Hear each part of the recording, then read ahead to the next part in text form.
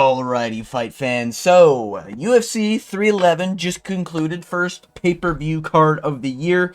And I'm going to give my breakdown, my thoughts and opinions, and overall overview of the fights. Now, I do picks and predictions every single weekend, or every time there's UFC. Big UFC fan. I don't recommend you bet. I don't place money on all my picks and predictions. I don't do any of that. You know, I like to keep a count. So I'm going to be keeping the score. I think I'll tally it at the end, and I'll just put at the end what the score total was. I believe I went even with the short notice switch ups. Actually, no, I think I'm actually up. I might be up. I don't know. Check the fucking score at the end, I guess. We'll find out together, I guess. But yeah, I do this every week. Anyways, without further delay, let's get straight into the breakdown. Now, to start off this card, we had Tagir Ulanbekov versus Clayton Carpenter. Hey, this is the first miss. It is what it is. You know, sometimes you hit, sometimes you miss. You know, I thought Clayton Carpenter was going to be a little better. I thought he was going to be a little bit more explosive. And I thought Tagir was going to try to keep it a little too safe, a little too slow, a little too no pace, pretty much. And it was a pretty close fight, to be fair. Clayton was just slightly down in 2 rounds, I feel. So it was kind of just obviously a Tagir Ulanbekov win. But as we'll find out, some people just don't belong in that clip. Tagir, you get a pass for now. We all thought he didn't belong. It turns out there's another one that shouldn't belong. We'll get to him. Anyways, moving on. We have Ricky Turcios versus Bernardo Sopage. This fight was sick. I loved every moment of this fight. Mostly. Like 75% of the fight, if I'm being real. Really enjoyed it. I picked Bernardo Sopage 1-1. Yeah, Ricky Turcios, unfortunately, couldn't get it done. I just think Ricky's just, like, not that great. Like, he's the low level, he's like Armin Petrosian, you know? He's like a, Mikhail Olenjachuk, you know? He's no Kevin Holland, who's, like, winning every now and again in the top level. He's no Joaquin Buckley having, like, you know, early performances, stuff like that. He's no Esteban Ribovics. He's nothing good, you know? He's kind of just, like, there. You know what I mean? Like, oh, okay, look, who we got on the list today? Oh, Ricky Turcios, he needs a paycheck. You know, rent's due. All right, well, give him a fight. You know, but I do feel bad for Ricky Turcios. He did show a lot of toughness in this fight. He's a tough son of a bitch, but he just doesn't do enough. Like, a lot of times he just gets hit, and he stays getting hit, you know? We'll get into some of the future ones that I like, but, you know, a Jamal Hill is someone who will get hit and still throw back constantly, you know? Or, like, once it's dirty boxing, they admit it's dirty boxing and they get in there. Ricky Turcios just doesn't fight back. He gets whooped, he's going to get whooped. You know what I mean? So, it is what it is. Anyways, moving on, we have the first, actually, I guess this is the second fraud check of the night. Oh my god, everyone who was flawless on this card, who had zero losses, lost their first time. Oh my god, that's insane. Oh, the fraud checking. Anyways. Yeah, Riner Nakamura, I didn't see him as this big killer, I'll be honest with you. I kind of saw him as like, okay, the grappling's good, but like a lot of these Japanese guys, their grappling is pretty good, you know, and their paces are typically okay, but they normally just lack an oomph, you know? They normally just lack that little bit to get ahead. That, like, okay, now it's time to go, you know? And that's kind of, like, how this fight entirely was. I picked Muin Gafurov. Muin Gafurov, actually, this was probably a bad matchup because Muin does kind of accept people getting his back. Riner just never went for the back. Muin the whole time, like, kept us on the feet. He stuffed, I think, one takedown. Yeah, he stuffed a takedown. Tried to get a takedown of his own, which was kind of wild. But yeah, Muin's just good. His hands are good. Riner, we found out, is just not that good. I mean, I knew it, but now everybody else does. So, I guess it's there, you know? Man, I wish I was gambling at this time. That was a 5-1 underdog. Holy fuck. God damn it. Anyways, moving on, Alan Perez, Carol Rosa. Don't give a fuck about this fight. At this point, for the early prelims, we are at 3-1. It's not bad. Yeah, I coin flip women's fights. I literally coin flip women's fights. I actually have a new and improved coin right here. Yeah, that's right. We busting out the big coins now. Hey, production's leveling up now that I'm working. Hey, that's all I'm saying. That's all I'm saying. Anyways, yeah, Carol Rosa, Aylin Perez. No one cares. Moving on, we have... I got the pick right, I guess, but I don't really count that. So if you want to take away the coin flip fight, because it's literally a coin flip, you know, that is... What is that? 2-1? Yeah, 2-1. Anyways, moving on. We have Grant Dawson, Diego Ferreira. I know Diego Ferreira, Carlos Diego Ferreira, he's very good. Grant Dawson, I think, is just really solid. And I think that Bobby Green knockout was like a wake-up call for Grant Dawson, you know? I think when Grant Dawson took it to the chin, I don't think it was a, oh, he has no chin. Oh, he's actually dog shit. Oh, he has no striking. I think it's just Grant Dawson literally thought he couldn't lose. And his ego was in his own head. And he thought he was just going to fucking speedrun, you know? Didn't end up happening. But now he's smartening up. He's getting technique. He's getting the striking down. He's feeling himself a little bit more pretty much everywhere. And that's what we like to see, you know? The younger brother of Alex Morono.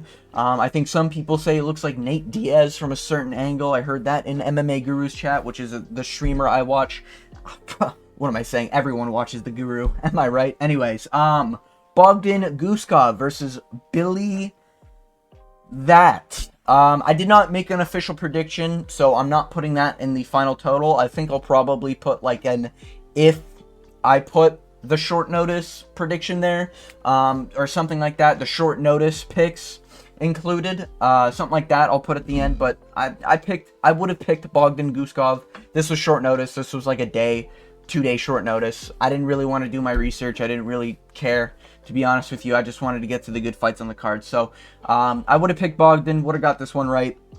That it's completely negated because the next one, Zachary Reese. I would have picked Zachary Reese, didn't, because this was another short notice. So these two, null and void. Let's just counteract them. But Bogdan Guskov, Billy Elkenna. Billy Elkenna just had nothing. He literally, he's the fighter who doesn't know how to dirty box. He's the fighter who doesn't know what happens under pressure. It kind of looks like Elkenna trains, but he doesn't fight. You know what I mean? Like, he will do the sparring. Like, he's a great sparring partner when you show up to Muay Thai class and it's like, okay, find a training partner. You go to Billy Elkenna, you know? But this is MMA. This is light fucking heavyweight. You can't be a sparring partner at light heavyweight, okay? Bogdan Guskov, you know, some people call him the pride of Russia at this point. Some people call him, you know, the on paper Anthony Smith. I think that's thrown around. I consider him personally the good timeline of Anthony Smith. You know, the correct timeline where Anthony Smith beats John Jones. Anyways, yeah, Bogdan Guskov, he's good, man. There's, like, nothing really bad about Bogdan. I think he got caught once early in his career, or earlier, something like that, right? Yeah, he whooped Ryan Spann. No, never mind. I thought he had a loss in the UFC. I guess not. Because I remember him knocking out Zach Pauga. But yeah. Yeah, so, yeah, Bogdan Guskov's just good. Like, there's nothing really bad about his game yet. Maybe his urgency, probably his cardio, I think is what we'll see him struggle with. But nothing really, no big holes that we're seeing. But moving on, Zachary Reese, Azmat Bekov. Zachary Reese literally got fucking KO'd while being on bottom. Turns out Zachary Reese has no fucking chin. It is what it is. You know, some people just don't have good chins. Zachary Reese looks like he hits hard. It looks like he's got good grappling. He just doesn't have a chin. Can't do anything about it. The ref fucking slam KO'd him right after that. His head was fucking bobbing off the back of the canvas. F in the chat for my boy Zachary Reese's chin. You know, new Phil Hawes, I think is what we're going to start calling Zachary Reese. Fuck, god damn it. Anyways, moving on from that, we had the real fraud checking happen. Oh, Peyton Talbot, Hani Barcelos. Man, okay, commentary needs to be muted. It needs to be taken out from the sport. Commentary would have you believe Peyton Talbot's doing well. Peyton Talbot got his ass whooped. Did I think this was going to happen? No. I think he's close with, like, Frank Ocean. It ain't my territory. I don't know much about the musician, I'm guessing. I don't know. I'm not a musician guy. I'm not a music guy, right? I just kind of listen to music. If it's good, I listen to it again. That's kind of it, you know? Peyton Talbot, there goes your JRE, you know? That's gone. Fuck, man. This is really bad for everything. However, I really like how Honey Barcelos got it done. I picked Peyton Talbot. I got this prediction wrong. I'll admit it. I don't give a fuck. I'm happy Honey Barcelos won.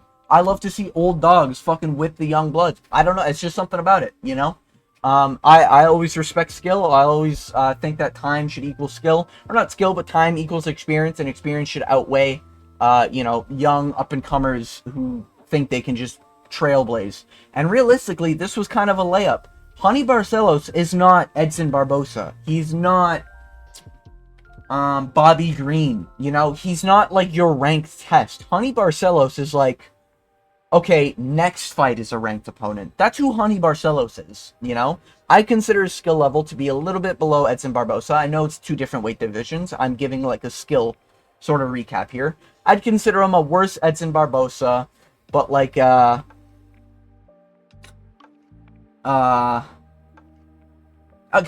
Gregory Rodriguez with more technique, less power is how I would put Honey Barcelos. That's kind of how I would put it.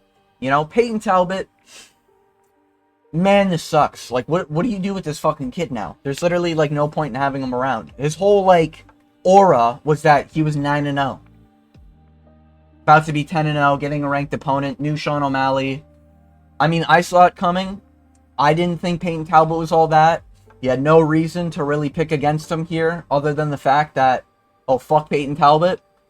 I think we found out Peyton Talbot literally has no grappling skill. He's no IQ on the ground. He doesn't train jiu-jitsu. Kind of looks like anyone just fraud checks him in the jiu-jitsu department, you know? Martinez could probably out-grapple this guy. Fucking, I'm sure there's a lot of bantamweights I'm not thinking right now. Let's just, you know, UFC ranking here. Ranking.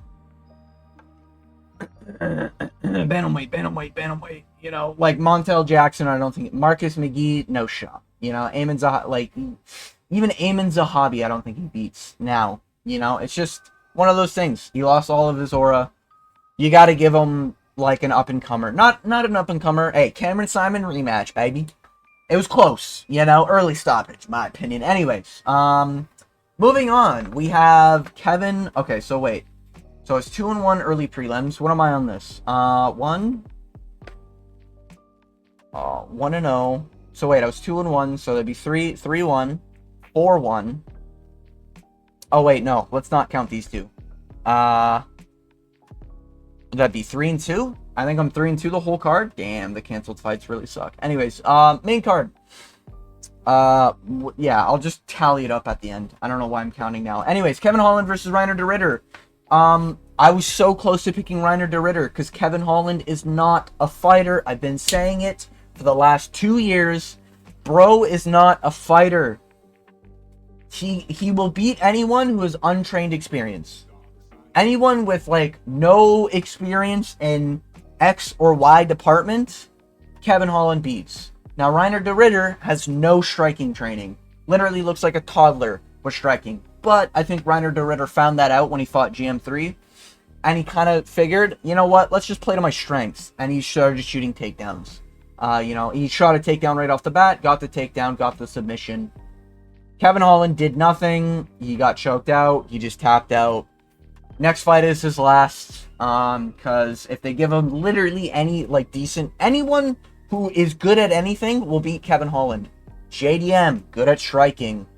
A Riner de Ridder, good at grappling. Hamzat Chimaev, good at wrestling. Fucking, who else is Kevin Holland? Kevin Holland's lost to so many people.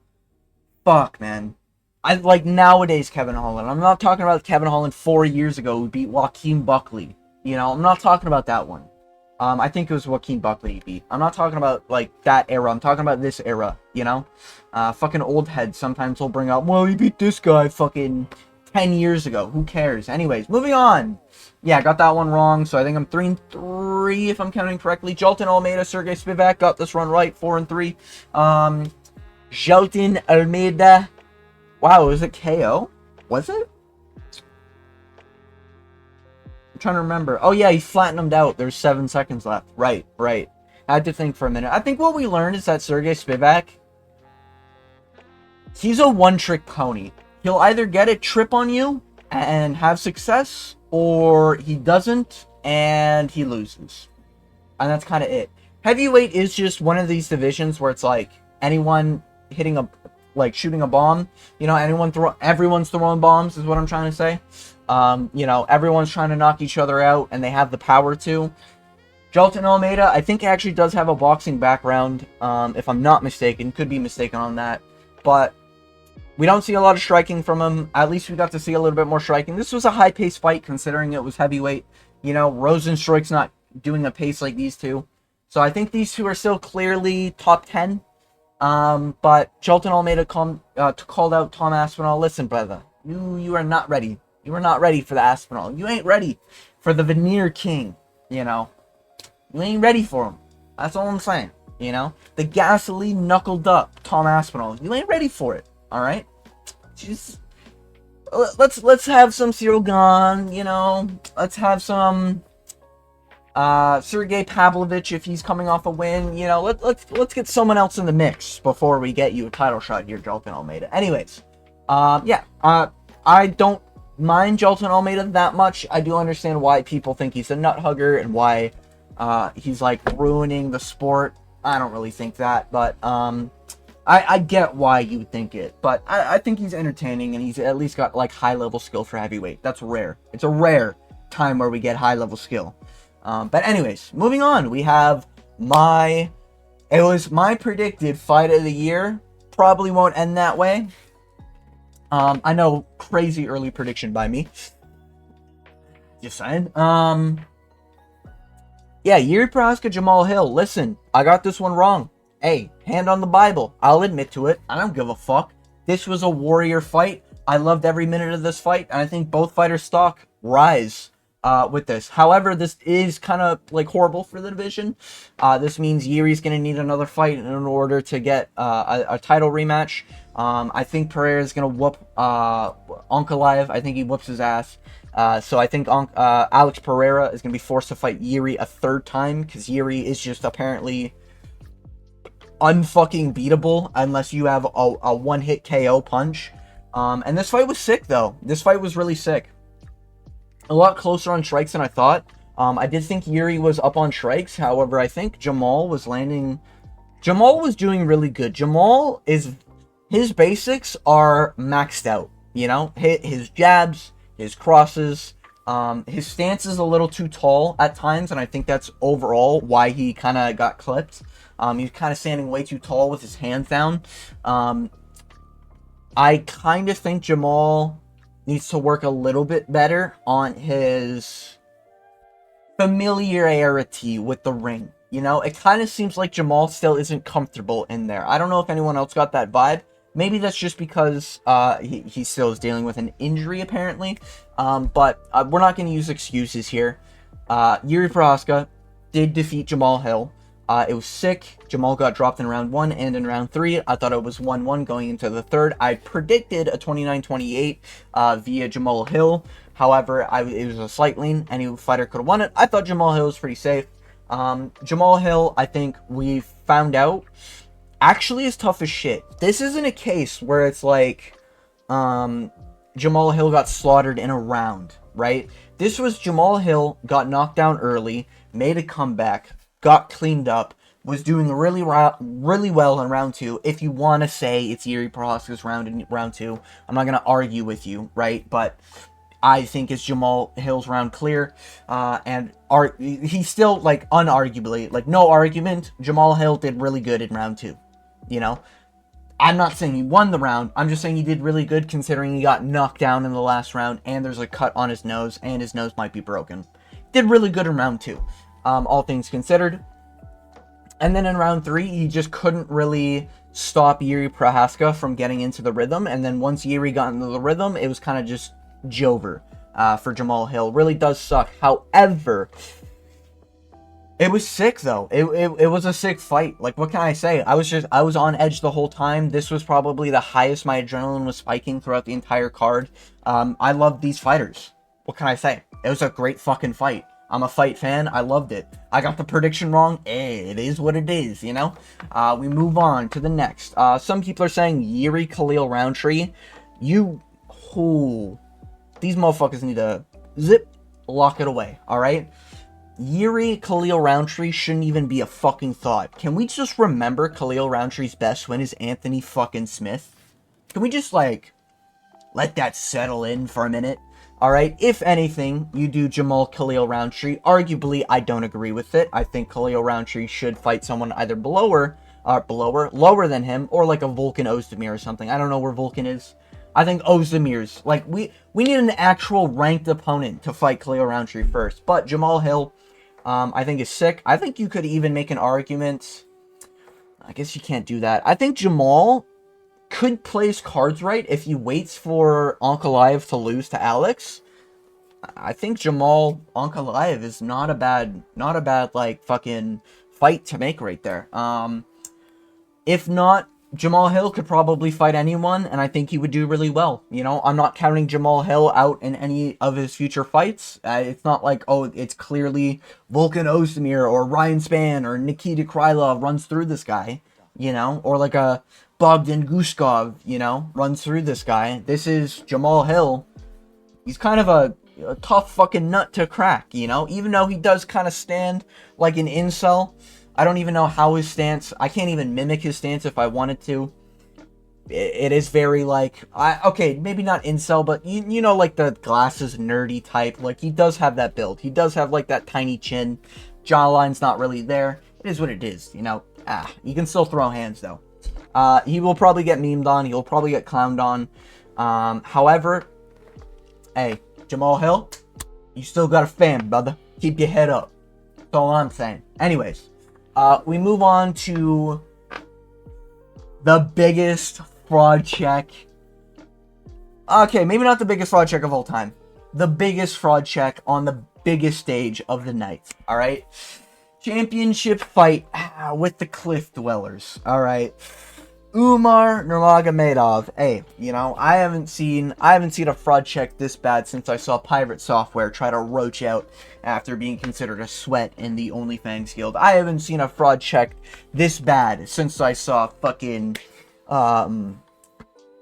yeah, I guess that's probably the biggest one, right? I mean, nothing really beats the Pirate Software running out on his fucking whole raid team, letting 2 people die in hardcore. Wow. Imagine that. Anyways, a little reference there. Anyways, yeah, Morab absolutely whooped his ass. Now, oh, this is what I love about this. Okay, I was rooting for Morab. I picked Morab via a 3-2, 4-1 decision. Just saying, if you're looking for picks and predictions. Oh, boom. No, I'm not doing that. If you're looking for picks and predictions, I do them every week. Little shameless plug. But yeah, I predicted a 3-2, 4-1 Morab Divishvili. You just can't beat his EPO. Like, you can't. Like, you're not going to beat it. But now that he's beaten a Cliff Dweller, ooh, boy, I can't wait to read comment sections now. Oh, man. The Cliff, the people who are going to cope and say, robbery, this, that. Oh, Umar did more damage. Where were you guys? I know O'Malley fight. O'Malley did better. What can I say? Umar got crushed. It is what it is. You know, got wobbled in the 5th. I didn't see O'Malley get wobbled by Umar. Oh my god. I can't. It's too good. It's honestly too good. I'm happy we live in this reality now, you know? But yeah, Morab literally just whooped his ass. It was literally round 1 and 2. You get to Umar. I think they scored round 1 for Morab. I disagree with that. I could see round 2 being Morab's. Round 3, 4, and 5, I think are very clear Morab. I don't think there's an argument for Umar. You can just see Umar gas. You can see every time he gets up from a failed takedown, he's just tired. You can see it with the striking. You can see he has no pop in round 4 and 5. Morab just did Morab things. We found out Umar doesn't have cardio. And Umar doesn't deal well with... I would honestly say Umar gets chinned by a lot of people in bantamweight right now. Okay, maybe not Rob Font, but like Peter Yan, I think could actually chin Umar. I think O'Malley actually does do well against Umar. I think O'Malley might be able to chin Umar very early on. People forget, man, and I mentioned this in my breakdown, Umar has been literally switched off in a fight. It has happened. It happened against Beksat Almakan. He literally, brain went off, and immediately once he woke up, he shot for the legs because it's in his genetics. That's the only reason they didn't stop the fight. Otherwise, he would have been knocked out as being a fucking 15-1 favorite, alright?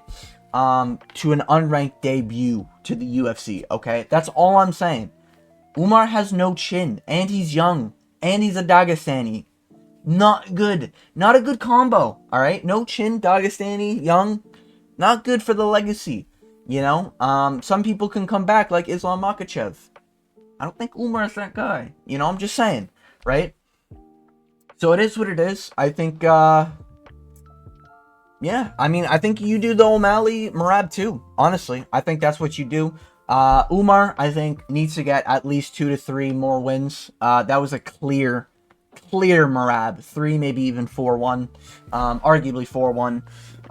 And I think Umar just got fraud checked. Like, he's just not that. He's beaten one ranked opponent, and this guy's like a minus fucking 300 against the champion, who's arguably the best bantamweight right now. I disagree with that statement. I understand people putting Morab as the best bantamweight of all time right now. I disagree with it, but, you know, it's a fair argument. Okay, it's a fair argument. I'm not gonna fucking you know, argue about it. But yeah, I think Morab did well. I think Umar is shit. I think that's what we found out. Okay, not shit, but he's not to the level that I think a lot of people are putting him on. And I think we're just gonna see a lot of copers about Umar losing. And oh, I'm gonna eat. That's my breakfast, lunch, and dinner right there, baby. That's what I'm talking about. I love it when I see delusional comments about fucking fighters thinking that it was a robbery about this and that. Oh, man. I actually can't wait. Anyways, moving on to the main event of 311, the first pay-per-view of the year, we have Islam Makhachev Renato Moicano. Now, obviously, so here's the thing, right? I got the prediction right because I knew it was just Renato Moicano's too important for this timeline, alright? And because there was an error and Arman Tsarukyan had back pains and he pulled out, you know, in like Wolverine Deadpool, how there's an anchor point, you know, and it's Wolverine?